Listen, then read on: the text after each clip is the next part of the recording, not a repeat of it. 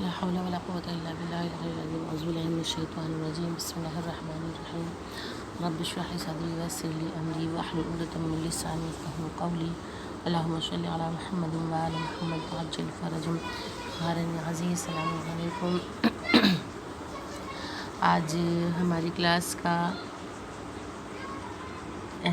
جو موضوع گفتگو ہے، جو مضمون، وہ احکام ہے کہ جس کے بارے میں ہم سب گفتگو کریں گے. اور احکام کے بارے میں جاننے سے پہلے ہم تھوڑا سا اصول فروع پر روشنی ڈال لیں تو آسانی سے سمجھ میں آئے گا کہ تقلید کن چیزوں میں واجب ہے. اصول دین، دین کی جڑیں، اور فروع دین اس کی شاخیں ہیں. لہٰذا اصول دین میں کسی بھی طور تقلید جائز نہیں ہے کہ اس میں، یعنی کہ اصول دین کیا ہے؟ توحید، عدل، نبوت، امامت، قیامت. ان تمام چیزوں کو، ان پانچوں چیزوں کو، پانچوں باتوں کو انسان کو خود غور و فکر کرنا ہے، اسے سمجھنا ہے اور اس پہ عمل کرنا ہے. لیکن جو فروع دین ہے، یعنی کہ نماز، روزہ، حج، زکوٰۃ، خمس، امر بالمعروف، نہی عن المنکر، جہاد، ان تمام چیزوں پہ عمل کرنا ہے اگر ہمیں، تو ہمیں تقلید کرنا ہے کہ جو ہمارے زمانے کا عالم ہے ہم اس کی تقلید کریں. اور ہر بالغ و عاقل پہ یہ واجب ہے کہ وہ عالم کی تقلید کرے، کسی مرجع کی تقلید کرے. فقہاء و مجتہدین کی طرف رجوع کرنے کی ضرورت. علم فقہ اسلامی علوم کے مقدس ترین علم میں سے ایک ہے جو خداوند متعال کی صحیح بندگی اور اس کے صحیح طریقے کو بیان کرتا ہے. یہ علم پیغمبر اسلام اور ائمہ طاہرین علیہم السلام کے زمانے میں بہت زیادہ قابل دید رونق رکھتا تھا اور پیروان دین کی اس پر خاص توجہ تھی، بالخصوص امام محمد باقر اور امام جعفر صادق علیہم السلام، اللہم صل علی محمد وعلی محمد وعجل فرجہم، کے زمانے میں اپنے عروج پر تھا. اور بہت سے دانشور اور علماء نے دین کے مختلف مسائل اور فروع میں آپ دونوں بزرگوار کی حضور پرورش پائی. زرارہ بن اعین نے 40 سال تک حج کے مسائل کو امام صادق علیہ السلام سے سیکھا، پھر بھی بحث کی گنجائش باقی تھی.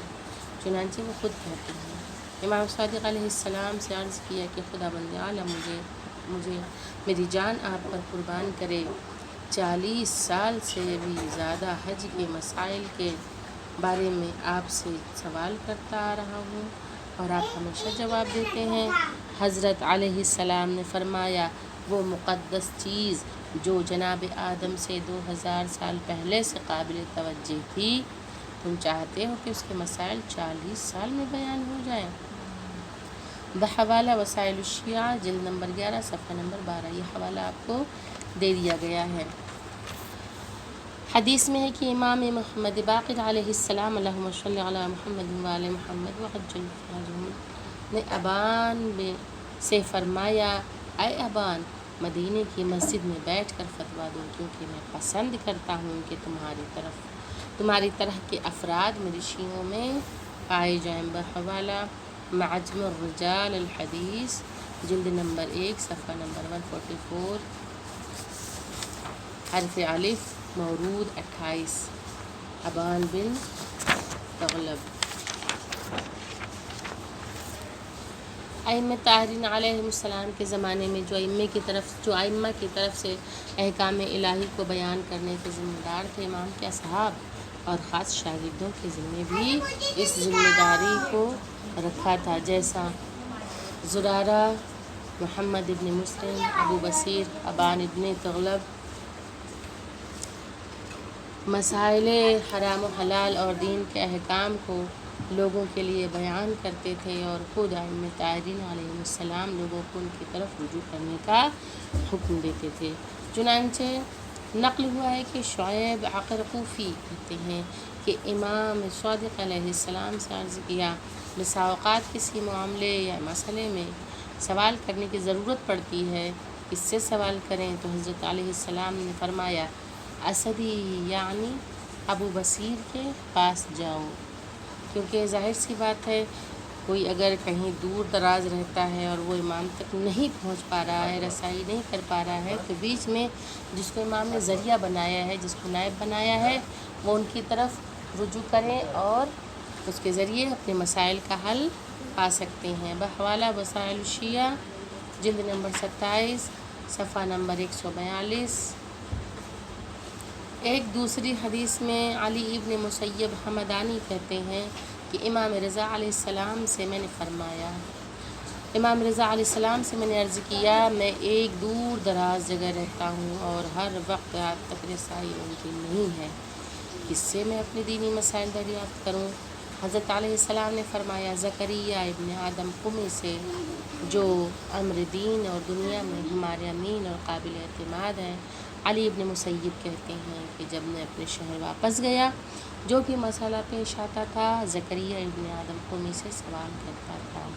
بحوالہ وسائل الشیعہ، جلد نمبر 27، صفحہ نمبر 146۔ سر انجام ائمہ طاہرین علیہ السلام کا زمانہ رفتہ رفتہ گزر گیا اور امام زمانہ علیہ السلام عجل اللہ تعالی فرجہ الشریف، اللہم صلی علی محمد وآل محمد وعجل فرجہم، کی غیبت کا زمانہ آ گیا اور حلال و حرام کو بیان کرنا اور سماج کی زندگی کے نظام کو بیان اور واضح کرنے کی ذمہ داری جامع الشرائط فقہا مجتہدین پر آ گئی، اور فتویٰ اور تقلید کا موضوع خاص صورت مجموعی طور پر رواج آ گیا۔ خواہران چیز کہ جس کی طرف میں اشارہ کرتی چلوں کہ تقلید کے بارے میں، کہ اب تو زمانے کا امام ہمارا پردہ غیب میں ہے، اور ہم کس کی طرف رجوع کریں؟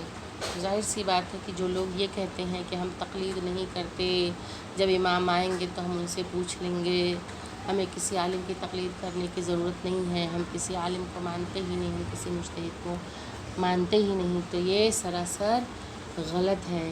کیونکہ جیسا کہ ابھی ہم لوگوں نے پڑھا ہے، جو درج بالغ اقتباس میں دیکھا ہے، ابھی آپ لوگوں کے پاس جو PDF بھیجا گیا ہے اس پہ آپ دیکھیں گی اور پڑھیں گی، اس میں یہ درج ہے کہ امام کے زمانے میں بھی امام اپنے نائبین کو رکھا کرتے تھے، کیونکہ اس زمانے میں ممکن نہیں تھا کہ دور دراز سے لوگ آ کر اپنے مسئلے مسائل امام سے ڈائریکٹلی پوچھیں اور سمجھیں اور واپس ہوں، تو امام اپنے نائبین کے ذریعے، اپنے نوابین کے ذریعے ان کے مسائل کو حل فرمایا کرتے تھے۔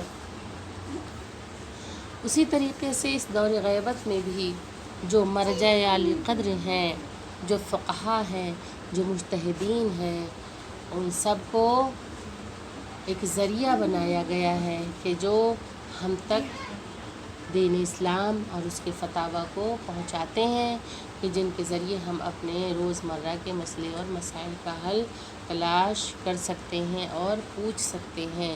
لہٰذا ضروری ہے کہ ان علماء کی تقلید کریں کہ جو عالم ہیں، جو فقہا مجتہدین ہیں، ان کی تقلید کی جائے، ان کے فتاویٰ پہ عمل کیا جائے، جس طرح سے گزشتہ ادوار میں امام کے زمانے میں بھی نوابین ہوا کرتے تھے، یعنی ان کے نائب ہوا کرتے تھے، اسی طریقے سے آج کے زمانے میں چونکہ ہمارا امام پردہ غیب میں ہے، لہٰذا مراجع کرام بھی حجت ہیں اور ان سے بھی ہم رجوع کر سکتے ہیں، لہٰذا ضروری ہے کہ تقلید کریں اور اپنے روزمرہ کے مسائل بقول آغا سیستانی، اپنے روزمرہ کے جو مسائل ہیں انہیں یاد کر لینا ہم پر واجب ہے اور لازم ہے۔